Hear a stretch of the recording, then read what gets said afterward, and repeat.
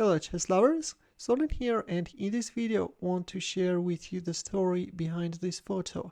Probably you all have seen it, where Mikhail is playing a Blitz game against Zsuzsa and Polgar.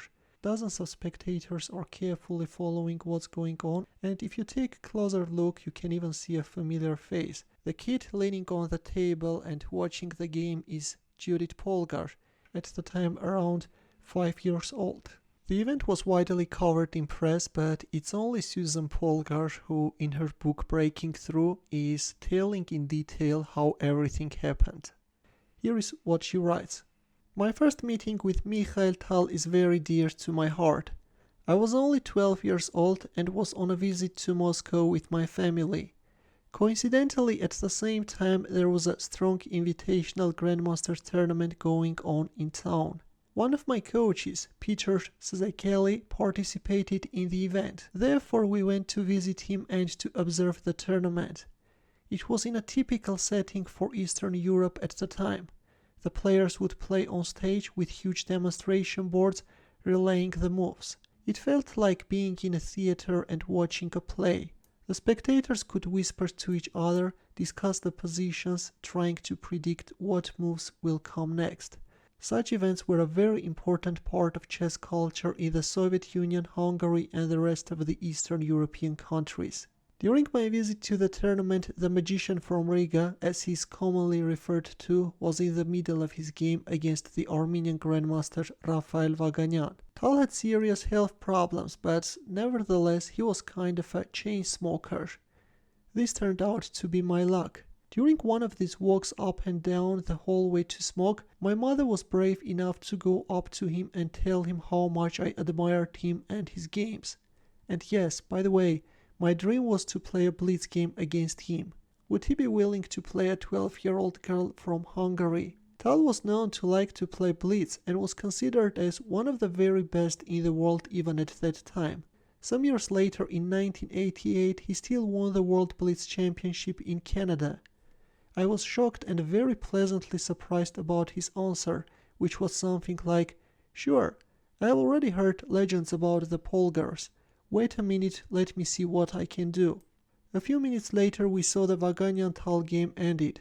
Apparently after my mother's question, he went back to his board and offered a draw so we could play Blitz. Vaganyan accepted the draw offer. Minutes later, we were actually playing Blitz in the analysis room, being surrounded by dozens and dozens of spectators. To my great joy and to the amazement of the entire crowd watching, in the first game I had the initiative, sacrificed 2 pieces and almost won. But in the end, the attack was only good enough for a draw by perpetual check. While I immensely enjoyed the remaining 5 games as well, I have not much to brag about. But it was an experience I could never forget, and the kindness and passion for chess from Tal forever stayed in my heart. What is interesting, exactly 10 years later in 1991, these 2 players again met in front of a chessboard, this time under classical chess conditions, at an international tournament held in San Francisco. Would like to suggest to take a quick look at it and see what happened on the board. So this is a game played at 1991 Pan-Pacific Grandmaster Tournament, where Mikhail had white pieces and he opened up with knight f3. Polgar answered with d5 and c4.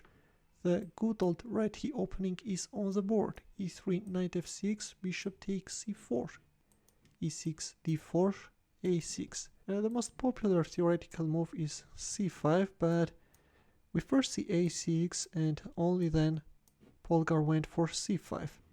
White castled kingside, b5. Black is advancing on the queen side, after which is capturing on d4 and is leaving white with an isolated central pawn. Bishop e7, a4. This time white is undermining black's queenside pawn structure. B takes a4, knight c3, black castled kingside, knight takes a4. This may seem to be a weakness, but exploiting it is not an easy task. White is now indirectly protecting the pawn on d4.